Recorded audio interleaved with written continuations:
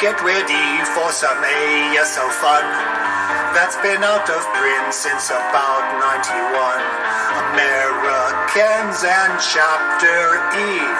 ASL Module 3. Hurry right away, don't delay by today. When it can't be had, you'll be sad, you'll be mad.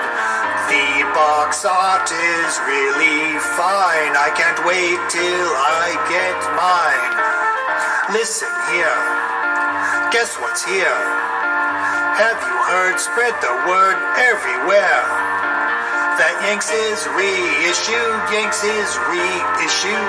The web's buzzing everywhere. So prepare, pre-order. Send the word, spread the word everywhere.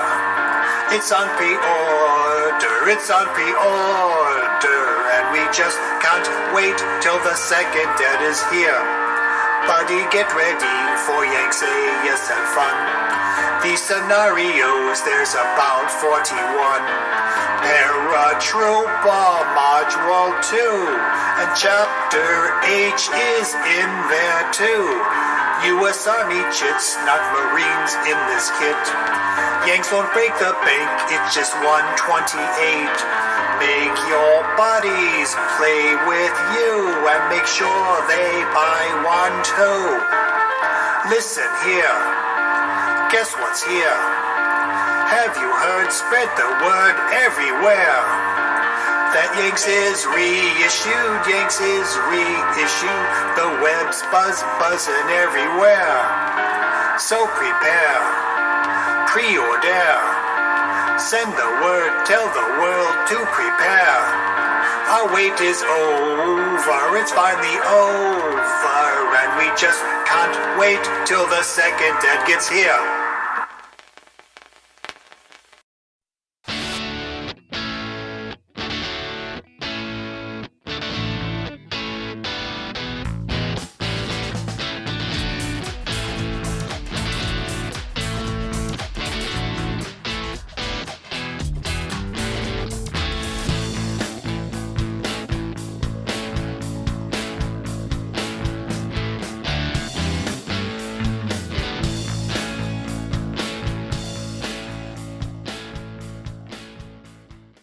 Well, hello, everybody.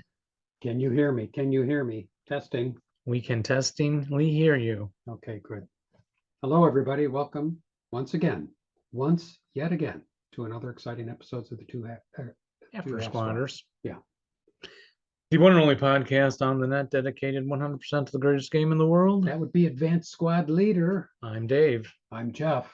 I answered that's one question I got right today. Your name? Advanced Squad Leader. Oh.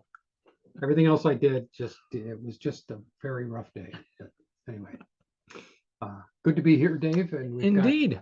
What are we doing tonight? Well, I think we're just going to jump into the second half of that Sean and Bill interview. Okay. Talk about Festung Budapest, etc. Yeah, great. Let's come back after that. Let's do our contest drawing. We're behind on that, and announce a new one and maybe see what's in the news. Okay, sounds good.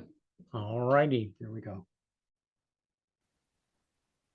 We talked about fighting over rail yards. So there were a number of major rail yards in the Budapest area. You know, one of the things was not only their strategic, operational, tactical importance, but the booty that the Soviets enjoyed seizing the rolling stock. So it became, you know, an objective associated with the capture of these cities to take as much of the rolling stock as they could. And so there's two scenarios. Yeah, if you want to go to the second page there, what's shown there on the left is the past side of Budapest. That's the city park shown there with the large pond in the bottom right-hand corner. That's the scenario death box is set in there. Up along the riverfront there, you're in the area of the Parliament building. which if you ever see any of those Viking cruise commercials, Uh-huh. the one big building with all the spires, that's the Yep. Parliament building there in Budapest, an absolutely beautiful structure. I'll And then ins- what's shown there, yeah, I'll in the red insert circle. a couple photos of these things that I have that I just took when I was there. Yeah, oh yeah. Yeah, I think the park too. So, We were in. so Budapest tourism office plug here is if you ever do go to Budapest, it is the second most lit city in Europe after Paris. You definitely want to take the evening cruise along the Danube. It's just a spectacular thing to do between the Castle Hill on the one side and the Parliament building and the Science building on the other side. It's just spectacular. Okay, so the area inside the red dash circle is one of the major marshalling yards. I'm not going to pretend to butcher it there. And so working with Cayman Nevikin, who is the author of the go-to book on the battle for Budapest. If you have an interest in the battle, it's the one book that you ought to buy on the subject. Well, it's actually 2 volumes, the blue covered one and the red covered one. And actually an absolutely fabulous book. I've had the good pleasure of working with him over the years. I spent a couple hours with him during Festung Budapest, where he actually did real-time translation of Russian language documents for me. Wow. As I took notes. Yeah. So typically, even in a book as well written as his,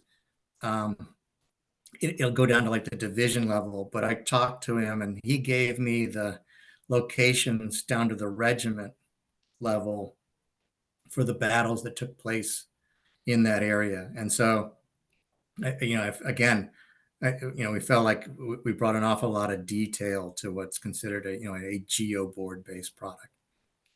So if you want to go to the next page, we had a couple of map resources, and that never gets old, getting a hold of the resources. Actually, if you want to go back one, there was a point I wanted to make. So it turns out that the Soviets just didn't go into a city, reduce it to rubble, and take off again. They were actually really good documenters of what they did. And so one of the beauties of the book that Kamen wrote was if you zoom in on one of those maps, what you'll note is there's a 3 or 4 digit designation in each block area. And so the Soviets ran all of their attacks based on having laid out a grid and identifying each block designation. So that's how they wrote their attack assignments. Oh. And then when they did the post battle documentation, they used the block designations in their write-up, as well as a series of objective designations. So in Festung Budapest, one of the scenarios is the taking of object 59. Well, 59 was the numerical designation on the southern railway station. I think 12 there is the designation for that rail yard, that marshalling yard. And so not only, has he, over the last several years provided me with maps like this that go down to the level of objectives, it's also the level of attacks block by block. And so that really becomes helpful. And then he drew for me all the phase lines for the various rifle regiments on where they held as a function of time, which are the red lights shown there. And then occasionally what it'll show is the highlighted in yellow where some significant battles took place. And so, it's great to get that kind of detail. Yeah, that's crazy. Even though you're not seeing it anywhere in the scenario, it just, kind of want people to know that this is for the 15 scenarios that Sean and I did. And I can't really speak to the 2 that Tom Morin did, and we'll talk about that more in a minute. Mm-hmm. This is the level of research that went into each one of those scenarios. Yeah. Amazing. Really. Kind of fun though. Yeah. You must enjoy it. Well, yeah. Okay. So then if you go ahead, 2 pages to the aerial recon photo. So then one more. So then associated with each one of the 15 scenarios, 14 of the 15 scenarios was an associated aerial recon photo that then helped from both an overlay design perspective as well as a board creation perspective. So there's the marshalling yard from the January time frame in 1945 when the battle took place. Wow. And so you start to get a real good representation of, what the area looked like historically from a photographic perspective.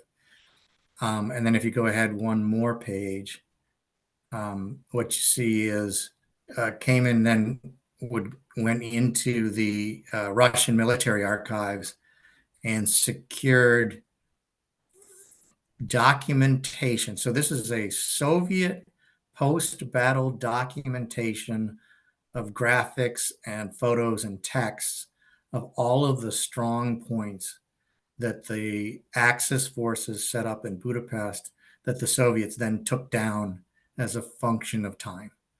And so this entire 100 and some page second volume is all of the graphics, much like this one, cleaned up. Oh. That talk about all the strong points and how, and what they looked like and at the time of the battle.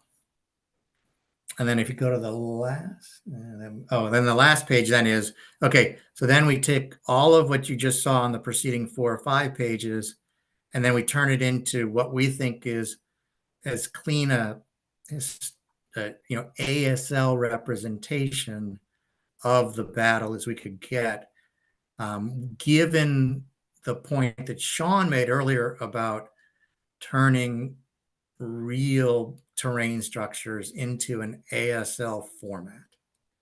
And so we thought in the end, this everything we did research wise helped us create, more realistic scenarios in terms of the battlefield itself. Yeah. Very cool. So that kind of, what we wanted to do is, provide you a little bit of insight into the whole scenario creation design process. I feel like it's got the secret inside scoop here. Let's see. A couple of points we wanted to make. Could you go to scenario the 305 file? Okay, so one of the things that we had the most fun doing in Festung Budapest that we got some of the best feedback on was the 3-player scenario at the narrow passage in Festung Budapest. So we kind of felt obligated to try and see if we couldn't come up with another 3-player scenario here. And so we ran across a historical situation in Berlin where 2 of the Russian fronts shared a phase line that ran down the middle of the tracks leading into that's the Anhalter railway station there in downtown Berlin. And so this was on your coming up from the south into Berlin, heading towards the Reichstag, which would have been north of the railway station. And basically the 2 fronts were vying for who was going to get to the Reichstag first. And so this is where they crossed over with each other. And let's just say they weren't letting the fact that they were on the same side get in the way of who was going to get through this front first. And so I remember hearing about that, but I didn't know, you mean they actually shot at each other? Oh yeah. That's what it says. So much like the Fortress of Budapest, if you're going to buy a book on the Battle of Berlin, Bloody Streets is the way to go. And it's an awesome piece of work. And it talks about the fratricide that ensued as the 2 fronts go after the railway station area. Yeah. And so Sean and I were somewhat presented with the dilemma of, well, how do you represent this? Well, how do you And distinguish the Soviet? yeah, so how do you distinguish the two Soviet forces? So, because Forgotten War is actually a core module, and we really liked the red striped representation of the Russian forces, we said, why not? And so one force controls the classic 628, 527, 447, 458 Russian force, and the other one controls the red striped Russians. And so, as much as I enjoyed what we did with the 3-player scenario in Budapest, the one here in Berlin, I think is as good a play as anything we've ever done, just because each side has something attractive to offer. And so it's a kind of a dynamic situation where we tried to force the fratricide nature of the action while giving the Germans the ability to be proactive and conduct, their classic counterattack as a part of their defensive strategy. Plus, who doesn't like the possibility of driving 2 King Tigers around downtown? So, we think all 3 sides in this one have a unique set of offerings for players. And strangely, the 3-player scenario is getting as much play as any one of the 2-player scenarios. Is it? Wow. That we've seen. Yep. Yeah. So, because you get into these odd club situations where you got 3 guys. So we've had a couple of different groups say, "Hey, we're playing the 3-player scenario today." Yeah. Well, Mike Rizzi just yesterday was telling me he invited me over for dinner because my wife went out of town, and I kept emailing or texting everybody saying, "Who wants to go to a movie? Who wants to game? Who wants to do this?" And everyone kept saying no to me. And then his gamer friend fell through, so they invited me over for dinner. And while we were chatting, we were talking about playing one of these 2 3-players with Jeff here too on our role-playing Wednesday night. Sometimes some of the other guys can't make it, and so Jeff, I didn't tell you yet, but we're putting that on the schedule there. Yeah. And then Yeah. So the strong recommendation on this one goes as follows. There's a lot going on. You definitely should bid for sides the week before you get together. The setup is secret and simultaneous, so all 3 players can do their setups ahead of time. Okay. And then the fun ensues because there are overlapping setup areas for the 3 sides that place you into immediate hand-to-hand combat, which is mandatory for this scenario. Yeah, sure. And so, yeah. So, and the other heads up I'll give you is the 2 Russian players can overdo the fratricide. We were kind of joking that Gary Bartlett told us that he and a couple other guys were going to play it one weekend, and Mike McGrath had the Germans, and Mike's about as good as it gets. And I was told Sean is, yeah, I can just envision it now. Mike's sitting there, with his arms crossed, kind of leaning back, watching the 2 Russian guys, butcher the heck out of each other. And lo and behold, that's exactly what happened, to the point where it's kind of like, hey, you guys might want to think about coming and getting me. But yeah, this was a scenario that we were happy with the way it turned out and happy with the way it represented the historical situation. And then what's shown there is the board for it, with the victory point locations shown. And basically you really do need to boot the German or get as many of the Germans out of that station complex as possible. Oh, he starts in there, yeah. Yeah. Of course, yeah. Mm-hmm. So regarding the 3-player scenarios, Bill and I have played every one of them that's in the ASL system. We love them, and if you get the right 3 guys, it's the most fun you can have in ASL. That dynamic, the interactive dynamic between 3 players is very enjoyable. Yeah, you never want to play for a kidney. You just want to play over drinks. Because the just the whole potential backstabbing nature of it adds quite Yeah, a bit. and I'm sure like what we have done is you end up bartering or like, why are you picking on me? He's winning. Yeah. He's winning. Oh yeah, Yeah. oh, yeah. All the time. No, Yeah. And a lot of you have times, to be a yeah. man and- Oh yeah, after you. No, after you. Yeah. So, and just as a heads up, in case we don't get to it, for the journal, Sean and I are working to develop the first true winner take all 4-player scenario. Okay. Ah. Yeah. So, in which, just to be clear, so we are leveraging. This is the beauty of playing non-ASL games. The whole coin series of games that Volko Ruhnke has done.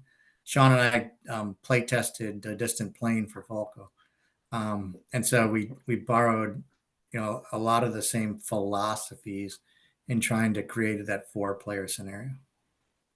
Yeah, So, that'd be good too. That's great. Yep. It'd be. I've done it before, or when you have, or with 3 people, we used to have, one guy, you split the force on one side and try Yeah. to make that go. Or if it's a bigger one, you can cram 4 in there. But yeah, it'd be interesting to see what you do with that. Yeah, no, we're excited about the possibilities for it. Let's see. Okay, TOTR cover art is the next file. Oh yeah, of course. We must do Yeah. cover art. Yeah. Okay. So as you're pulling this up, so first off, I want to thank you guys for the covering the cover art for this a couple episodes ago. I appreciated the artistic insights. And one of the listeners pointed out that it looks like that line on the building coming out of the back of the turret almost looks like the gun.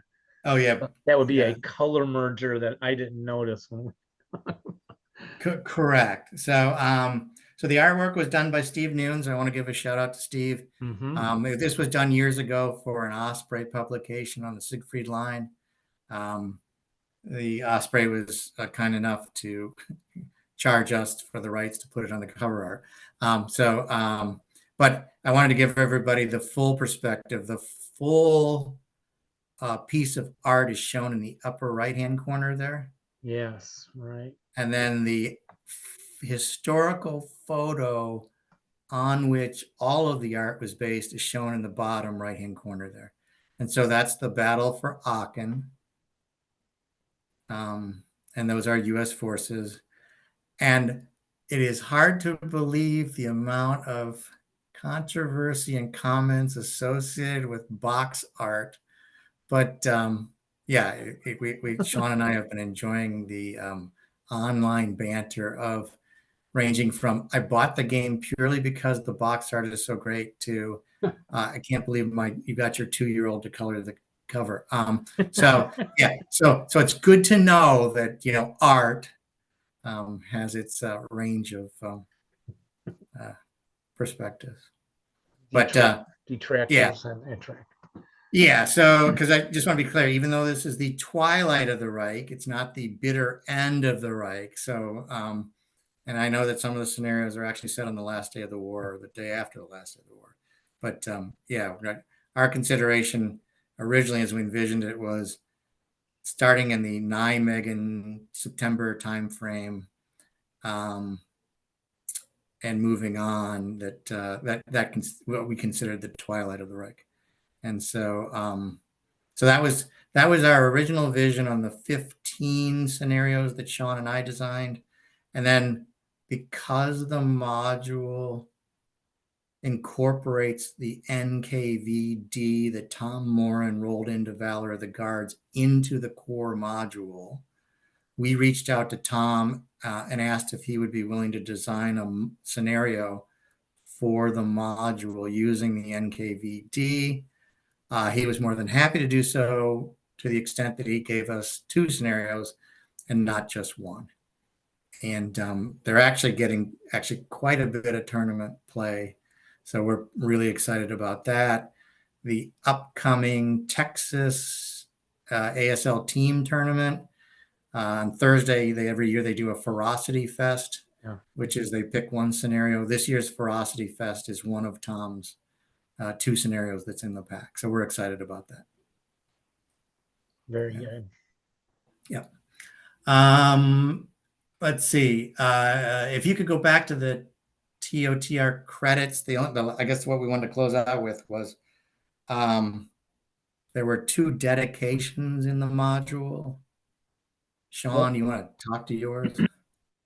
Yes. So as this product took shape and we got focused on exactly what we were trying to do and for what reasons, Bill and I were both inspired personally by the folks that we've mentioned in the dedications here. Me personally was I wanted to dedicate it to the memory of Lieutenant Colonel Keith Kip Bond.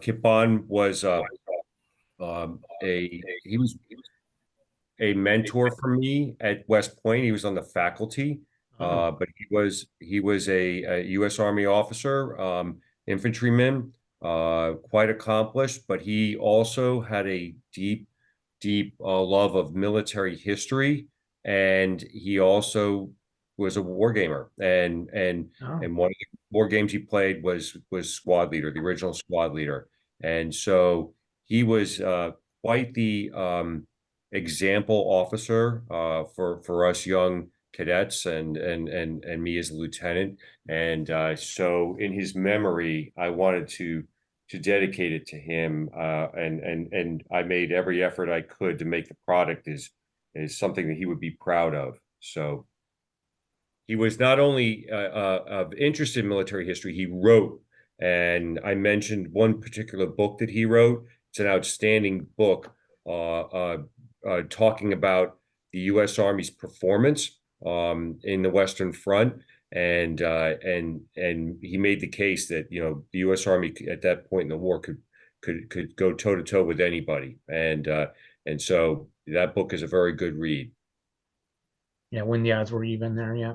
Okay. Yep. Yeah. Excellent. And then before you leave that page, Dave, just Mhm. one more note.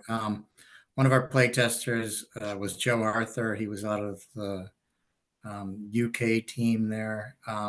He also recently passed shortly after or before the release of this module. So again, I just want to point out that we are an aging community, and so it's kind of sad that that these things are happening. But I just wanted to note Joe Arthur's contribution to the development of the product. Yes, been glad to do that. And then as you're digging up my dedication, I think you split the 2 out. I had the good fortune in my 35-year career with NASA that ended last month to work with a number of outstanding individuals, one of whom became a good friend of mine, Janet Letchworth. Her father fought in World War II, came home, had 7 daughters and 1 son, and never talked about what he did. So then one day I'm chatting with my friend Janet, and I said, "Oh, hey, she knew my passion for World War II history." And she said, "Oh, well, my dad was in World War II." And I'm like, "Well, the natural question is, oh, well, what did he do?" And she says, "I have no idea." So I said, "Well, Janet, you really ought to have a conversation with your dad." So we were working a team activity, and we get together every couple of weeks. So a couple of weeks later, we get together, and she goes, "Yeah, he was in the 82nd something." And I said, Oh my "Janet," gosh. I said, "was it the 82nd Airborne?" And she's like, "Oh, yeah."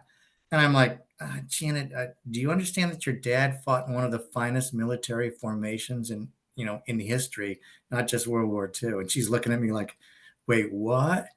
So eventually I got to chat with him a couple of times, and briefly, because I'm not being a vet myself, it's kind of hard to talk with veterans. Yeah, it turns out that he made every jump with the 82nd Airborne in World War II. Whoa.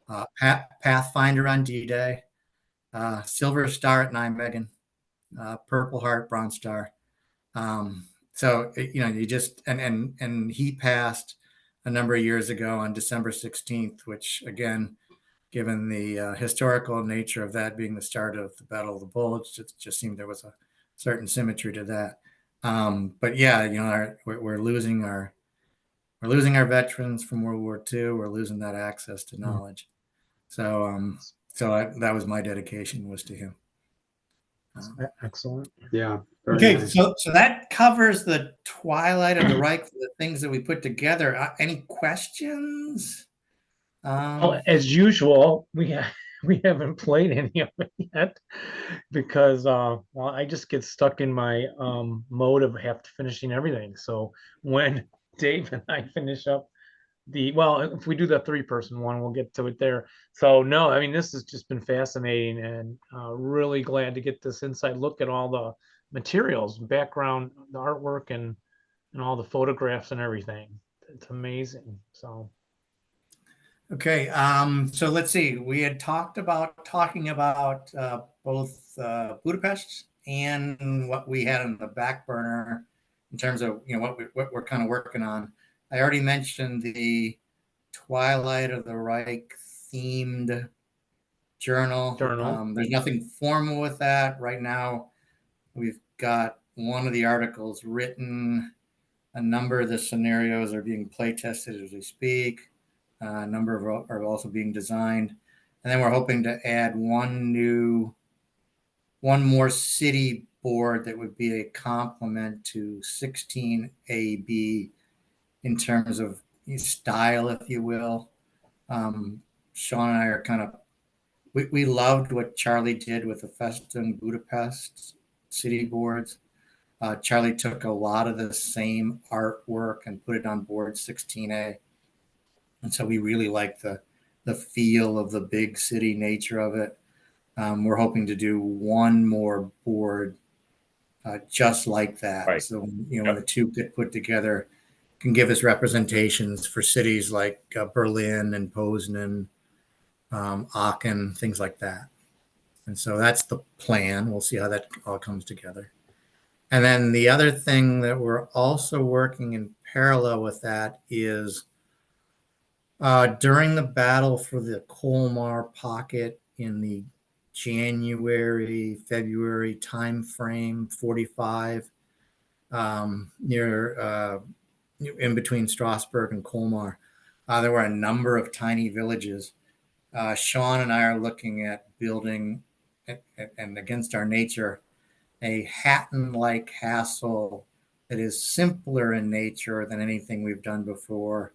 Minimum number of SSRs, pretty much meat and potatoes, but it would be a American and French special forces group on the Allied side against a reinforced German mountain division for fighting over a small village in France. And we're currently working. Tom Rapetti is doing the development of the historical maps right now for playtest purposes. Sean and I learned a long time ago that doing playtesting on non-official boards becomes somewhat frustrating in nature once you get the real boards and you find out, oh, there was a line of sight there. So we've kind of held off on doing heavier design activities until the map boards themselves are ready. Okay. And so Tom's a busy guy.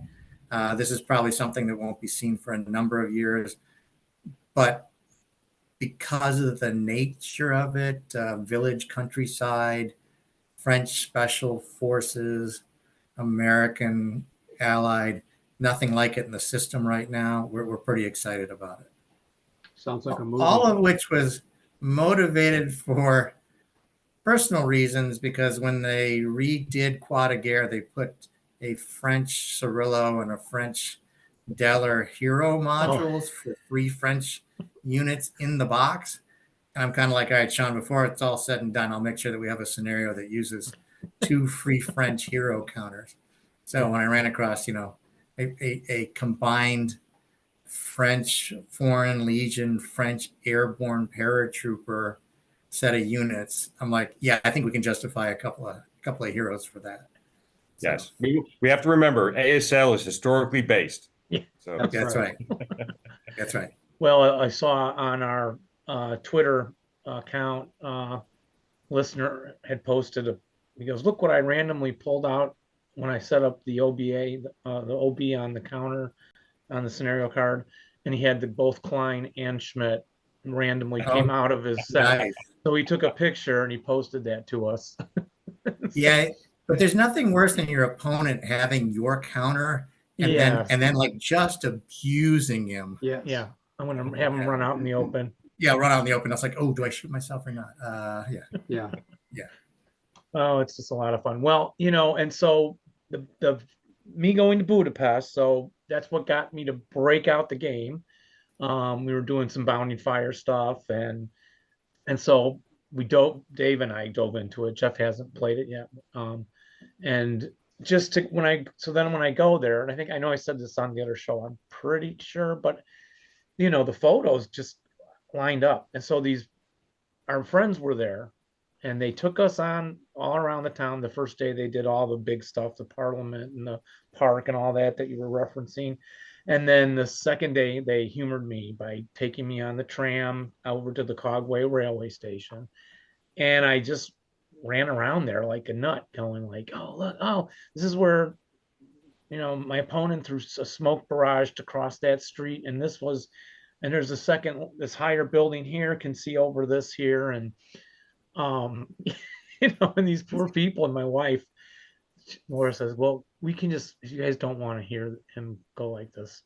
Oh yeah, no. This is where the wife and the daughter and son split off from dad when we were there for that same exact reason. Because I'm walking around with my maps. Because as much as I was happy with how it turned out, I had never been there. That's what I was going to ask you. So you were not there before? No. So that was built off of a combination of aerial recon photos, period photos, modern Google Earth, postcards. Really? Yeah, anything we could find that was of a period nature. And I mentioned earlier about, more things being loaded onto the internet.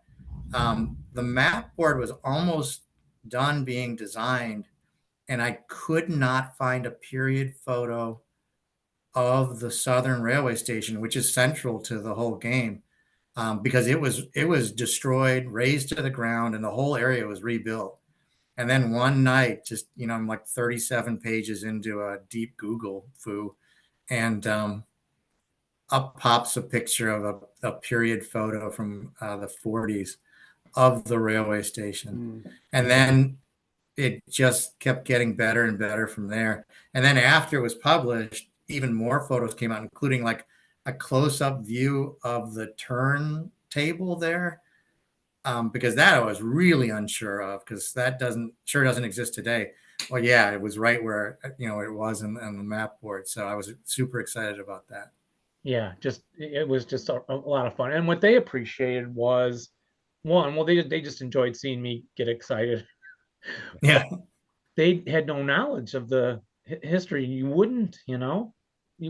Oh, but yeah, the Soviets came here, and then these guys were over here, and this Arrow Cross was over here, and and it still matched really well. And the tennis courts is our joke that we even talked about back in episode 97.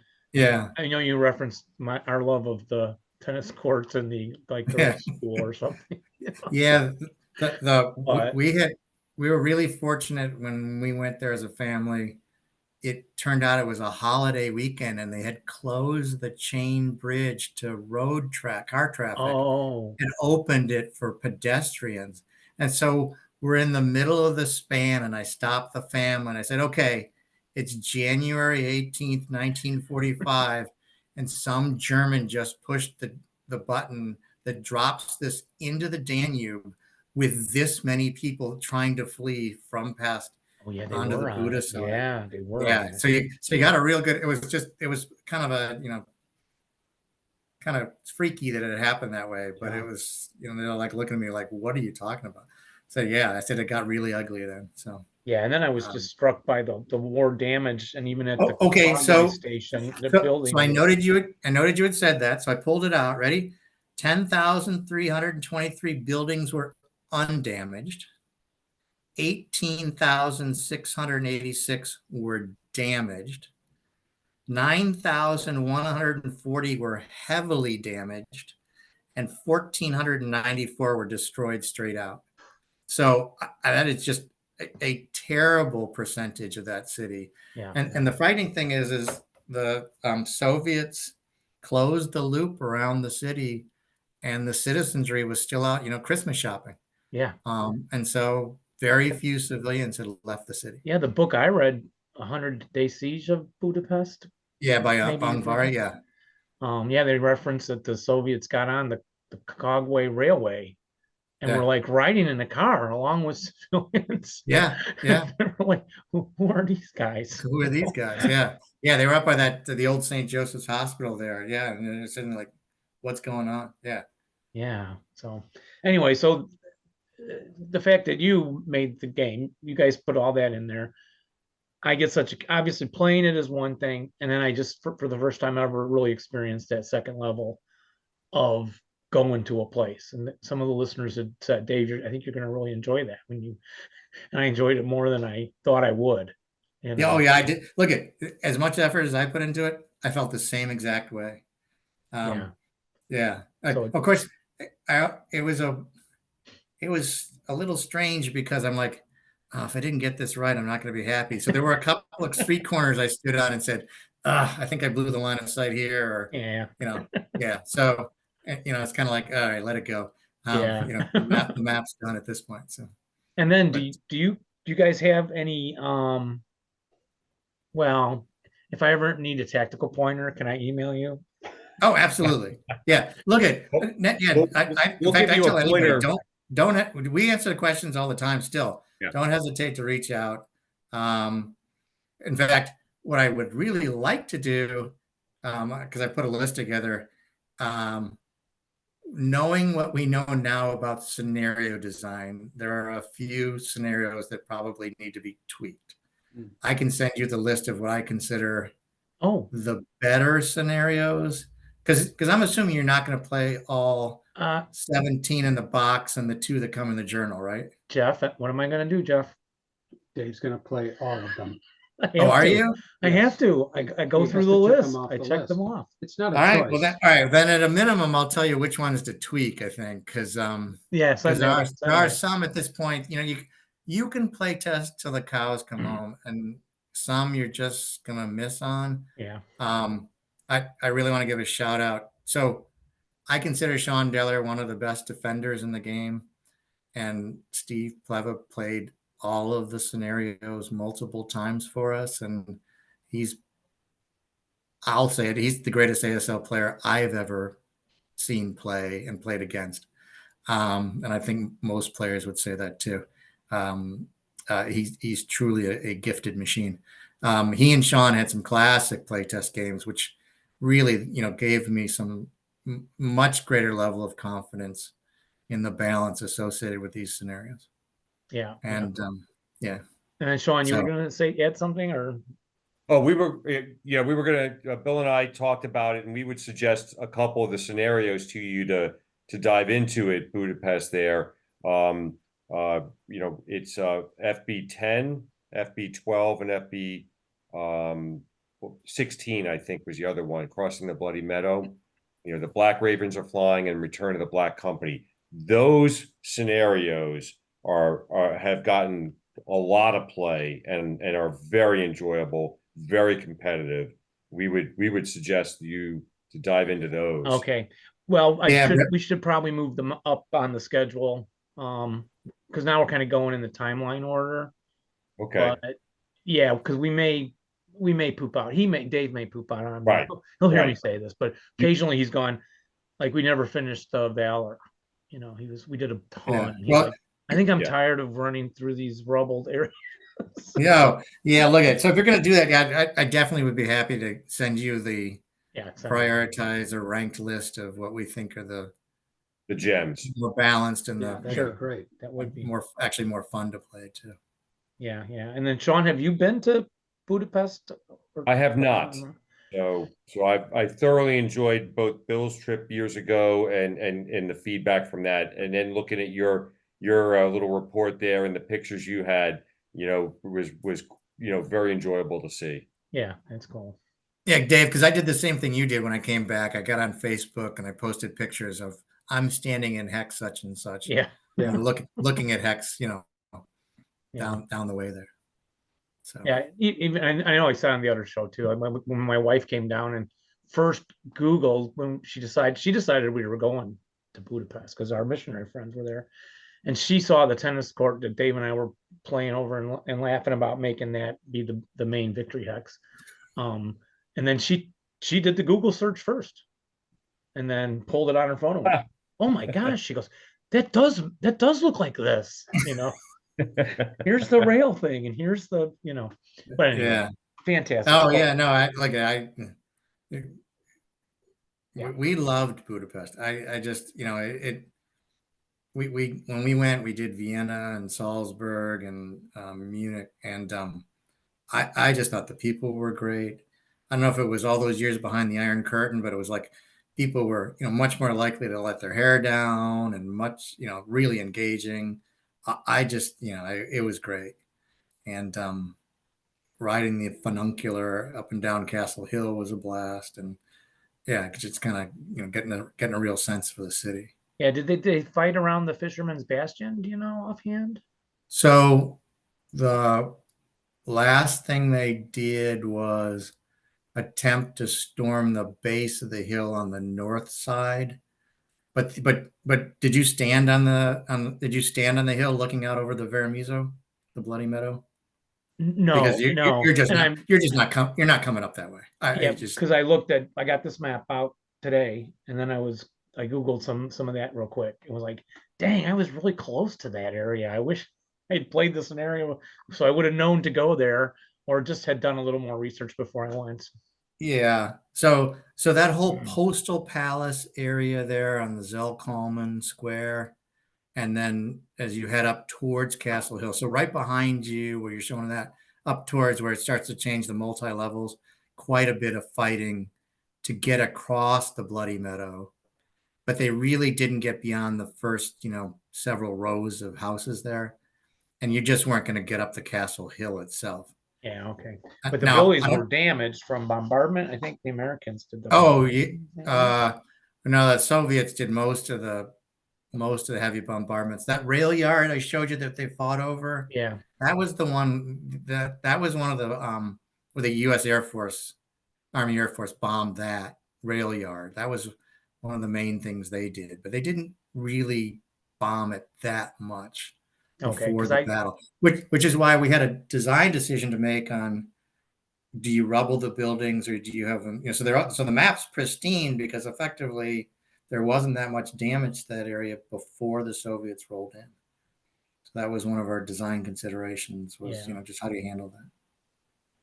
So all right. Well, Fantastic. I guess all good things have to come to an end. This will be 2 shows, I'm sure. okay. So I guess anything else from you gentlemen or Jeff or anyone? I just want to say thank you. I appreciate what you guys do for the hobby. The time and effort you put into this is tremendous. All right. Well, should we sign off then? I guess so. Thank you very much, guys. Really appreciate it. No, thank you. Yeah, Thank you, guys. good. And we'll hope to see you again soon. Yeah. Deal. Sooner than the 200 shows in between, which blew my mind.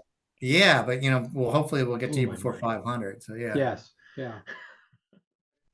Wow, fascinating as I remembered it. Really good stuff. Always a bit awe-inspiring, never intimidating.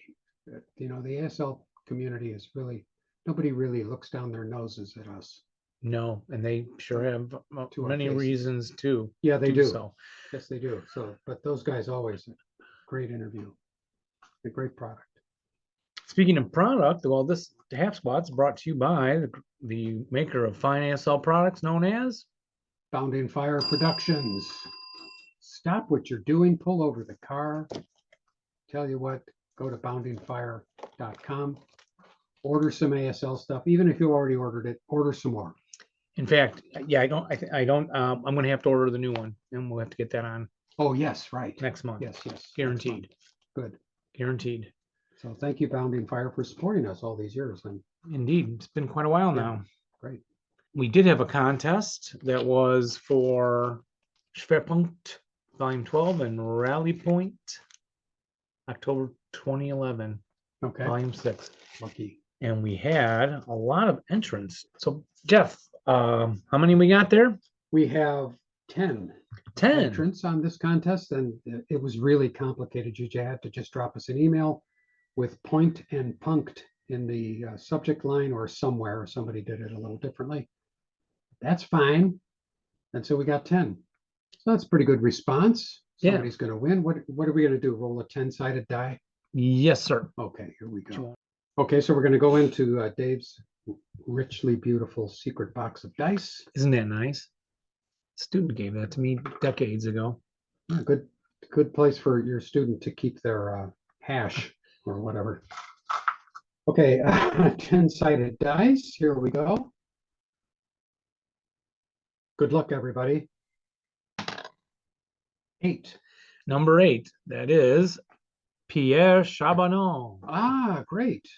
Right? 8 and 1 down. Well, they're all great. You're all Pierre. great. You're all lovely. We love you all. We'll get that right out to you, Pierre. Nice going, Pierre. And how about for our next contest, we really up the material components a bit and offer the Broken Ground Design German vehicles. Everybody's going to need these. I might have First- to enter the contest. You just, well, if you want these, you may have them because Oh, they were a gift to us. no, let's give them. I like to give stuff away. You I think do, It's you really do. fun. I do. Um, I'd love to have those, but I know I can always borrow yours. yeah, or we'll Xerox these and I'll cut them all up for you on paper, Yeah. and you can use little Yes. paper counters. Yes, and I'll color them in. It'll give me something to Yeah, do over you the, can over the color winter. Yeah, Get my colored pencils out. indeed. And so That's a very nice set. oh, by it's the a way. I remember. fantastic set. There's quite a bit of value to that. And well, we don't want to lie to anybody. We have GE1, GE2, GE3, GE4, GE5, and 6. So if there's 7 or 8 sheets in that set, we don't got them. This is sheets Yeah. 1 through 6, which I think is complete. Yeah.